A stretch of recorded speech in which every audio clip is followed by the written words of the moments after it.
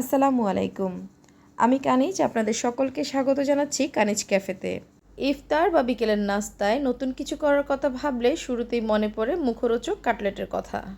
আজ আমি আপনাদের জন্য নিয়ে এসেছি একদম স্পেশাল চিকেন চিজ কাটলেট, যেটা উপরে থাকবে দারুণ মচমচে। বিশ্বাস করুন, এর প্রতিটি বাইটেই আপনারা চিজের রাজকীয় স্বাদ পাবেন।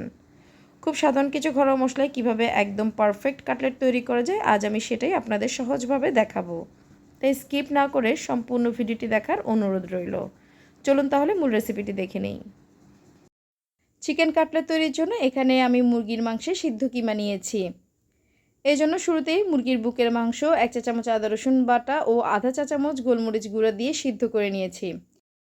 এরপর কাঁটা চামচ দিয়ে ছড়িয়ে এরকম কিমা করেছি। এখন চুলায় একটি প্যান বসিয়ে তাতে 3 টেবিল চামচ তেল দিচ্ছি। তেল হালকা গরম হলে দিয়ে দিচ্ছি একটি মিডিয়াম সাইজের পেঁয়াজ কুচি। এখন নেড়েচেড়ে এই পেঁয়াজ কুচিগুলো কিছুক্ষণ ভেজে নিচ্ছি। এগুলো হালকা সফট হয়ে আসলে এর মধ্যে দিয়ে দিচ্ছি 1 চা চামচ আদা রসুন বাটা। এখন নেড়েচেড়ে আরও কিছুক্ষণ ভেজে নিচ্ছি। মশলাগুলোর কাঁচা স্মেল দূর হয়ে গেলে এখন এর মধ্যে দিয়ে দিচ্ছি 1/4 কাপ গাজর কুচি ও 1/4 কাপ ক্যাপসিকাম কুচি। এখন এই সবজিগুলোকে হালকা সতে করে নিচ্ছি। এরপর এর মধ্যে মুরগির মাংসগুলো দিয়ে খুব ভালোভাবে নেড়েচেড়ে মিশিয়ে নিচ্ছি। মাংসের সাথে সবজিগুলো ভালো করে মেশানো হয়ে গেলে এখন এর মধ্যে কিছু গুঁড়ো মশলা দিয়ে দিব।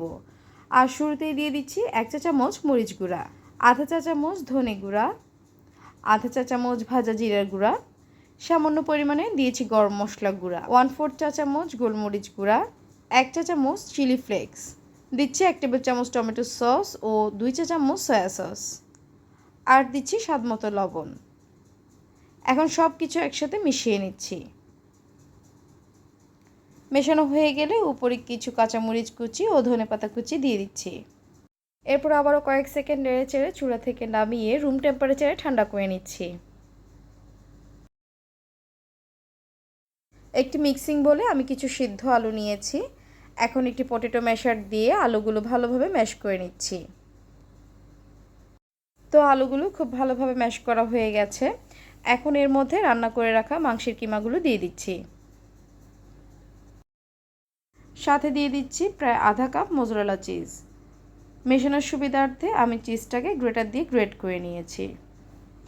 এখন সব কিছু একসাথে মাখিয়ে নিচ্ছি। লবণের পরিমাণ কম মনে হওয়ায় মাখানোর সময় আমি আরও আধা চা চামচ লবণ দিয়ে দিয়েছিলাম। তো মাখানো হয়ে গেছে। এখন এই মিশ্রণটা দিয়ে কাটলেট তৈরি করে নেব। এজন্য হাতে হালকা তেল লাগিয়ে নিয়েছি। এবারে হাতে কিছুটা আলু ও মাংসের মিশ্রণ নিয়ে সেটাকে ছড়িয়ে দিয়ে এর মধ্যে মোজারেলা চিজ দিয়ে দিচ্ছি। এরপর চারপাশ থেকে ভাঁজ করে মুখটা বন্ধ করে দিচ্ছি।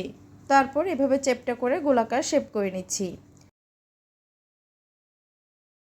আমি আপনাদের বোঝার সুবিধার্থে আরও একটি কাটলেট তৈরি করে দেখাচ্ছি।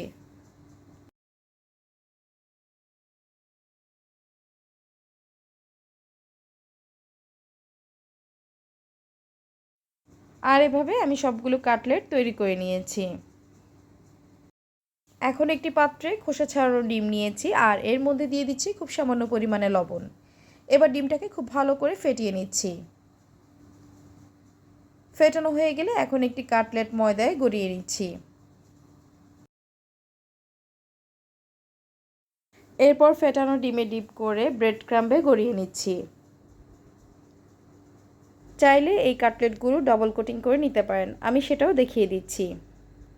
এই জন্য একটি কাটলেট ময়দায় গড়িয়ে তারপর ডিমে ডিপ করে আবারও ময়দায় গড়িয়ে ডিমে ডিপ করে নিচ্ছি। এভাবে দুবার ডিমে ডিপ করে নেওয়ার পর ব্রেড ক্রাম্বে গড়িয়ে নিচ্ছি। ডাবল কোটিং করে নিলে কাটলেটের বাইরের লেয়ারটা দীর্ঘ সময় ক্রিস্পি থাকে। তো এভাবে আমি সবগুলো কাটলেট কোট করে নিয়েছি। এখন এই কাটলেটগুলো ডিপ ফ্রিজে রেখে দিচ্ছি। এভাবে একসাথে বেশি করে তৈরি করে পুরো রমজান মাসের জন্য সংরক্ষণ করতে পারেন। এছাড়া রমজান পরবর্তী সময়ে বিকেলের নাস্তা বা বাচ্চাদের টিফিনের জন্য এটি একটি আদর্শ খাবার। তো কাটলেটগুলো শক্ত হয়ে গেছে, তাই একটি জিপার ব্যাগে করে ডিপ ফ্রিজে রেখে দিচ্ছি। এগুলো ভাজার কিছুক্ষণ আগে নামিয়ে নিলেই হবে। এখন কিছু কাটলেট ভেজে নেব, তাই চুলায় পর্যাপ্ত তেল গরম হতে দিয়েছি। একসাথে বেশি কাটলেট দিলে উল্টানোর সময় ভেঙে যেতে পারে। তাই শুরুতেই 4টি কাটলেট দিয়েছি। এক পাশ হালকা ভাজা হলে উল্টে অপর পাশ ভেজে নিচ্ছি। এগুলো খুব বেশি সময় নিয়ে ভাজার দরকার নেই। 3-4 মিনিট ভাজার পর যখন এরকম সুন্দর কালার চলে আসবে তখন তেল থেকে তুলে নিচ্ছি। তো ভিউয়ার্স, তৈরি হয়ে গেল দারুণ মজাদার চিকেন চিজ কাটলেট। এটি বাইরে থেকে অনেক ক্রিস্পি হয়েছে।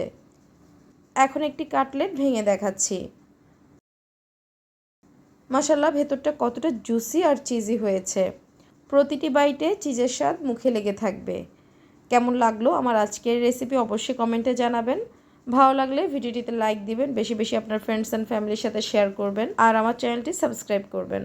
এতক্ষণ আমার সাথে থাকার জন্য আপনাদের সকলকে ধন্যবাদ জানিয়ে আজকের মতো বিদায় নিচ্ছি। আল্লাহ হাফেজ।